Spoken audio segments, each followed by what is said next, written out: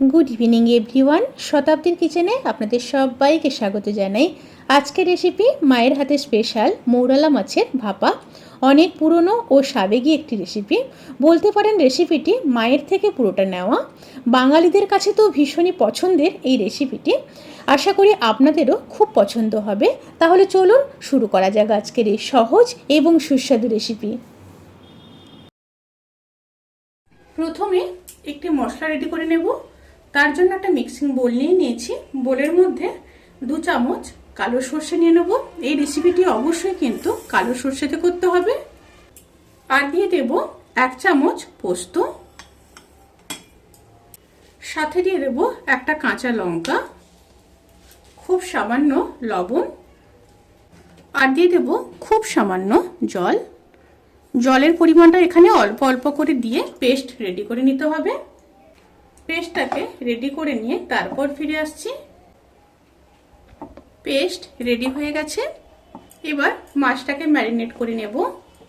মাছ marinate করার জন্য এরকম একটা টিফিন বক্স নিয়ে নিয়েছি। এবার ওই বক্সের মধ্যে কেটে রাখা একটা ছোট সাইজের আলু দিয়ে দিলাম। আলুগুলোকে কিন্তু এইভাবে ঝিরিঝিরি করে কেটে নিতে হবে। এবার দিয়ে দেব 2 বড় সাইজের কেটে রাখা পেঁয়াজ। পেঁয়াজগুলোকে এইভাবে ঝিরিঝিরি করে কেটে নিতে হবে। এবার দিয়ে দেব পরিমাণ মতো লবণ, 1/2 চামচ হলুদ গুঁড়ো, 1/2 চামচ লঙ্কার গুঁড়ো। এখানে লঙ্কার পরিমাণটা আপনারা কমাতে কিংবা বাড়াতে পারেন।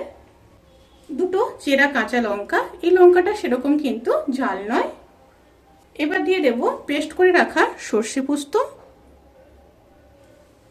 এবার দিয়ে দেব কিছুটা সর্ষের তেল দিয়ে খুব ভালোভাবে মিশিয়ে নেব। ভালোভাবে মিশিয়ে নিয়ে 1.5 থেকে 2 মিনিট একটু রেস্টে রেখে দিতে হবে। 1.5 থেকে 2 মিনিট পরে ফিরে আসছি। এবার মোরলা মাছগুলোকে দিয়ে দেব। আমি এখানে মোরলা মাছগুলোকে ভালো মতো কেটে বেছে ধুয়ে নিয়েছি। মোরলা মাছের সাইজগুলো কিন্তু দেখুন অনেকটাই বড় এবং মোরলা মাছগুলো খুবই ফ্রেশ। এই রেসিপির ক্ষেত্রে কিন্তু মাছটা ফ্রেশ হলে খুবই ভালো হয়। এখানে মাছ আছে 200 গ্রাম, সেই অনুযায়ী সমস্ত মশলা অ্যাড করছি। এবার আবারও খুব ভালো মতো মিশিয়ে নেব।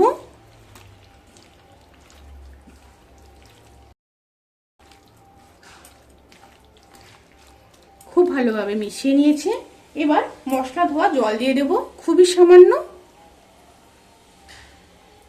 জল দিয়ে আবারও মিশিয়ে নেব। খুব ভালো মতো মিশিয়ে নিয়েছি। এবার উপর থেকে আবারও কিছুটা সর্ষের তেল দিয়ে দেব। এই রেসিপির ক্ষেত্রে কিন্তু তেলটা একটু দেখে দেবেন, কারণ তেল একটু বেশি না দিলে রেসিপিটি খেতে একদমই ভালো লাগবে না। এবার বক্সের মুখটা বন্ধ করে দেব। এবার কড়াইতে জল দিয়ে দেব। জলটা গরম হয়ে আসা পর্যন্ত অপেক্ষা করব। জলটা গরম হয়ে গেছে। এবার বক্সটাকে বসিয়ে দেব। জলের পরিমাণটা দেখে দেবেন, কারণ টিফিন বক্স যেন জলের মধ্যে না ডুবে যায়, তাতে করে জল ভেতরে ঢুকে যাবে।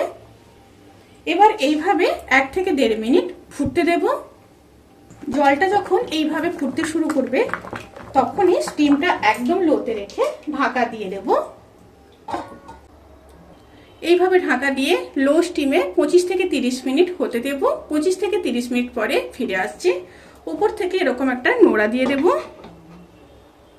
এবার নোড়াটাকে তুলে নেব। নিয়ে গ্যাসের ফ্লেমটাকে অফ করে দেব। ওই গরম ভাপের মধ্যে আরও 10 থেকে 15 মিনিট রেখে দেব। যতক্ষণ পর্যন্ত ঠান্ডা না হচ্ছে ততক্ষণ পর্যন্ত কিন্তু আমি এই ঢাকনাটা খুলব না। তারপর ফিরে আসছি। ঠান্ডা হয়ে গেছে। এবার ঢাকনাটা খুলে নেব, নিয়ে বক্সটাকে বের করে নেব। বক্সের ঢাকনা খোলার পর রেসিপিটি দেখতে কিন্তু এরকম হয়েছে। অবশ্যই কমেন্ট করে জানাতে ভুলবেন না রেসিপিটি কেমন লাগলো। যদি ভালো লেগে থাকে তাহলে সাবস্ক্রাইব করে পাশে থাকা বেল আইকন প্রেস করে নোটিফিকেশান অল করে রাখবেন। তাতে করে আমি যত রেসিপি দেব সমস্ত লিঙ্ক আপনাদের কাছে পৌঁছে যাবে। আপনারা সবাই ভালো থাকবেন, সুস্থ থাকবেন, সাবধানে থাকবেন। আজকের মতো এই পর্যন্ত। পরের ভিডিওর জন্য অপেক্ষা করুন। টাটা।